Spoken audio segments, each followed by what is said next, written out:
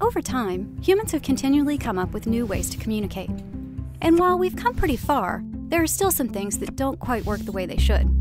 For instance, consider voicemail, which you can only listen to by calling one number on your phone. It is stuck in your voicemail system, and it deletes itself automatically after 2 weeks. Or, say you're trying to reach a friend with a mobile phone, work phone, and home phone. Right now, you might call each number one by one, trying to find the person. And after you finally leave a voicemail, the guy has to call the right voicemail box to find your message. So we asked, what if telephony were reinvented today? The result? Google Voice. Google Voice gives you lots of cool calling features, no matter what kind of phone you have or which carrier you use. For instance, if someone calls your Google Voice number, you can have it ring all your phones, or none of your phones, depending on the time of day or the person calling. And if you let it go to voicemail, you can listen in before answering. Or just wait and read a transcript of the message. And maybe send a text message reply for free. And if you have an unwanted caller, it's easy to block them. The list of features goes on and keeps growing. Point being, in short, less annoyances and more awesomeness. For free. So give it a shot. Visit google.com/voice.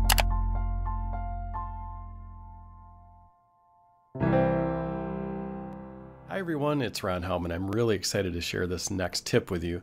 This is on the new Type with Your Voice feature that Google has added into Google Docs. It's really easy to use and it's pretty powerful.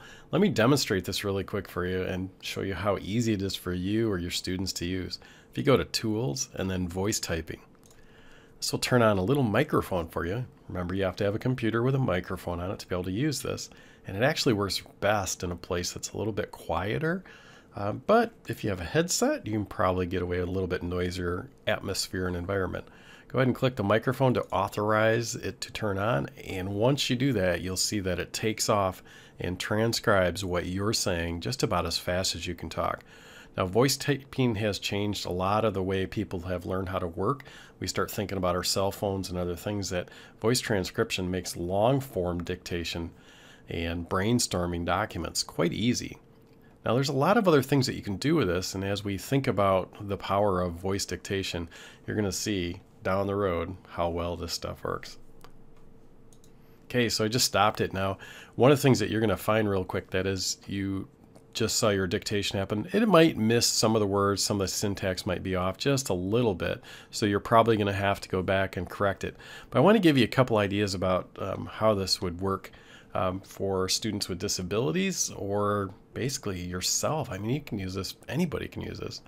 So let's think about this. What if you had a video where you wanted to have a closed caption track and have a transcribed piece of this, but you decided that you wanted to record what you were saying as your closed caption track? You can do that. What if you wanted to type a really long email? Well, you could use your Google Drive account, say everything that you wanted to, and just copy paste this back into another document. So it's very powerful, as you can see. Now again, you're going to have to do a little bit of cleanup on it, but something you should probably know too are just the commands that you can use.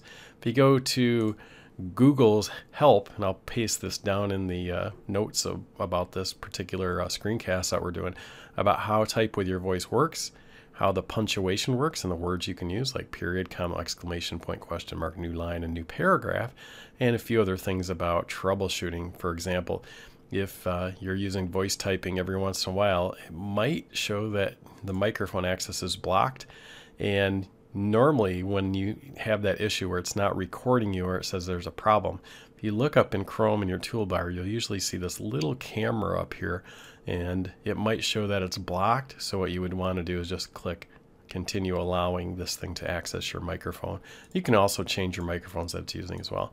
So that's it. That's your quick tool tip. If you have any questions about this stuff or anything else around your Google things, please let me know. I'd be happy to help you or point you to some resources. See ya.